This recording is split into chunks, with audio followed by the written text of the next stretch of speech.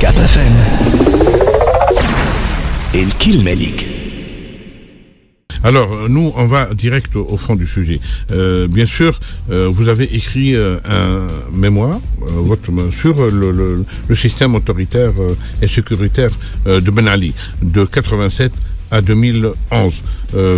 Est-ce qu'il vous semble que le système autoritaire et sécuritaire demeure encore ou parce que vous êtes étranger, vous êtes sur notre place maintenant, vous avez un regard peut-être neuf sur notre vécu, ou bien il y a des séquelles de ce système? Alors, pour dire s'il y a des séquelles de ce système, probablement, puisque de toute façon, quand on parle d'un système autoritaire et sécuritaire, je parle de Ben Ali uniquement dans l'étude qui m'a été totalement présentée. Évidemment, on rajoute à ce système autoritaire et sécuritaire les 30 ans de Bourguiba, sur lequel je ne m'attarde pas. Je m'intéresse uniquement à la prise de pouvoir de Ben Ali le 7 novembre 1987, à sa défection le 14 janvier 2011.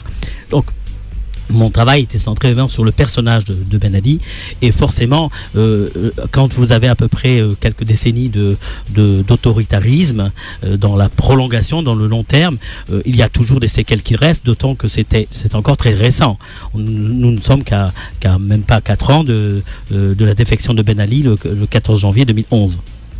Oui, alors, en même temps, est-ce que la société tunisienne actuelle vous semble une société bien partie dans le processus démocratique? Alors, en ce qui me concerne, d'un point de vue de ce que je peux observer, et c'est d'ailleurs ce qui était très intéressant, c'est qu'il y a eu des élections le 26 octobre, donc les législatives. Moi, simplement, la vision que j'ai d'un point de vue géopolitique, c'est que ce sont des élections législatives, quel que soit ce que l'on peut dire sur la nature même de la procédure, quoi.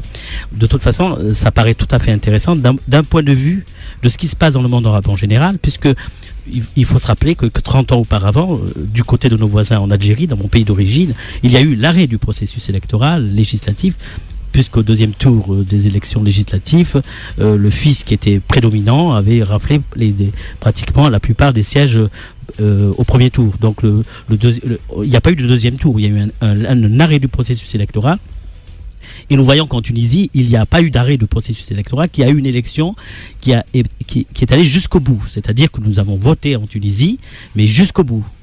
voilà دونك نذكروا شوقي يقول خدم على نظام بن علي في حد ذاته وحكايه زاد كيف على نظام بورقيبه واهتم شخصيه بن علي كما قال فوالا ويقول زاد انه بالنسبه للتجربه الديمقراطيه التونسيه يقول على عكس كافه البلدان العربيه هي تجربه ناجحه لحد كبير يثبت على بلده الاصلي اللي خرج منه عمره عام ونص هو صغير من الجدال ويقول انه عام 92 وقت اللي الفيس خذا معناها الاغلبيه في الدور الاول ومن بعد ما صارش ما تكملش الدور الثاني واعتبر هذا وقف لمسار الديمقراطي وانه في تونس على عكس هذا.